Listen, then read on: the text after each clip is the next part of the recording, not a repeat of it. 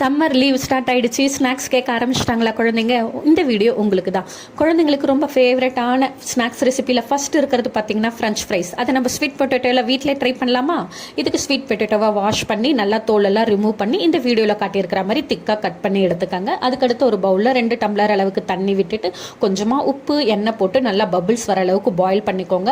அதுக்கப்புறம் அதை ஆஃப் பண்ணிவிட்டு நம்ம கட் பண்ணி வச்சுருக்கிற ஸ்லைஸ் எல்லாம் எடுத்து அதில் போட்டு ஒரு 4 நிமிஷம் சோக் பண்ணி வடிகட்டி ஒரு தட்டில் ஒரு ஒயிட் கிளாத்தை போட்டு இந்த மாதிரி ஸ்ப்ரெட் பண்ணிவிடுங்க. மேலே கொஞ்சம் ஈரம் இருக்கும், அதையும் ஒரு ஒயிட் கிளாத்தை வச்சு ஜென்டிலாக லைட்டாக ப்ரெஸ் பண்ணிவிடுங்க.